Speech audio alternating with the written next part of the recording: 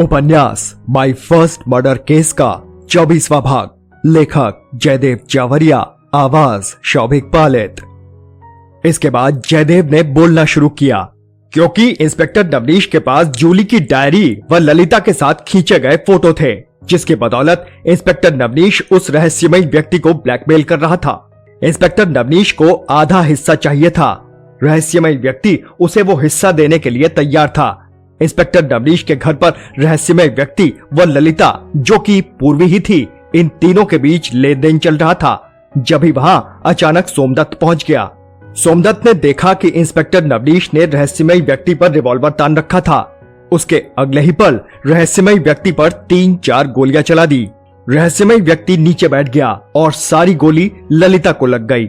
इससे पहले सोमदत्त कुछ समझ पाता, इंस्पेक्टर नवनीश ने सोमदत्त के सिर पर रिवॉल्वर से वार किया और सोमदत्त बेहोश हो गया।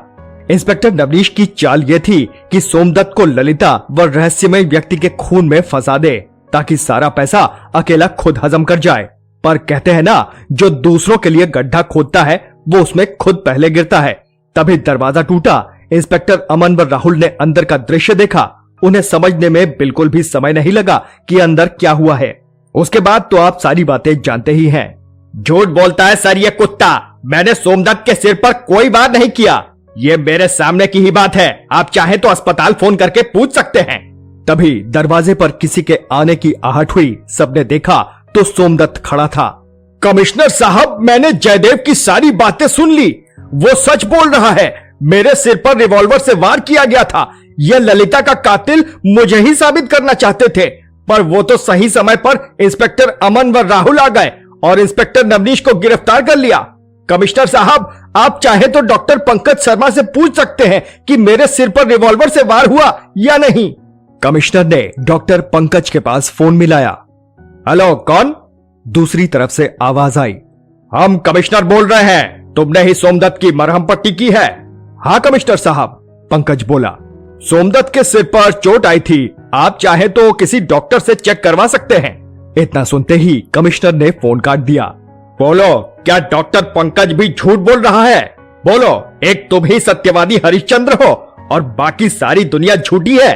अब तुम्हारा और झूठ नहीं चलेगा इंस्पेक्टर। गिरफ्तार कर लो इंस्पेक्टर नवनीश को। इतने में मोहिनी रोने लगी। यानी कि मेरी बहू ललिता अब इस दुनिया में नहीं है। इतना कुछ दिखाने से पहले भगवान ने मुझे उठा क्यों नहीं लिया?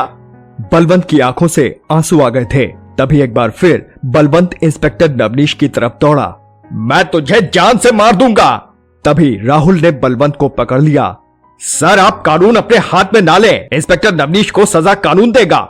आंटी जी, जो होना था वो हो गया। ललिता जी का कातिल अब पुलिस की गिरफ्त में है।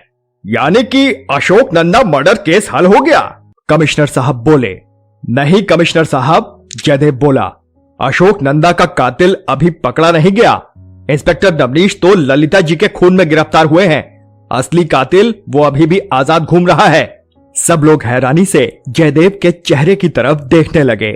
सबसे पहले कमिश्नर साहब बोले। अभी तो तुमने यह साबित किया कि यह सब उसने किया है सिर्फ पैसों के लिए, और अब तुम कह रहे हो कि कातिल कोई और है। मैंने कब मना किया कि मैं झूठ बोल रहा हूं? रहस्यमय व्यक्ति ने ही जूली व अशोक नंदा का खून किया है। तो बोलो, हम सब बेचैन हैं ये जानने के लिए कि अशोक नंदा का खून किसने किया और कौन है वो रहस्यमय व्यक्ति। अपने अपने दिल थाम लो।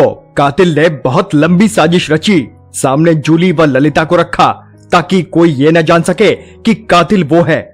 उसने खुद को साफ रखा, पर उससे भी एक गलती हो गई। लाख कोशिश करने के बाद भी वो अपनी मौजूदगी नहीं छुपा सका। अपनी मौजूदगी कौन छिपाता है? जो कुछ करने के बाद भी पुलिस उस पर बिल्कुल भी शक न करे। यानी कि इस कमरे के अंदर एक ऐसा ही व्यक्ति मौजूद है जो ये छिपाना चाहता था कि जिस समय अशोक नंदा का खून हुआ वो उस समय राजनगर में था ही नहीं। ऐसा बस एक ही व्यक्ति है। जयदेव ने उस व्यक्ति की तरफ उंगली से इशारा किया तो कमरे में हर शख्स की हल्की सी चीख निकल गई।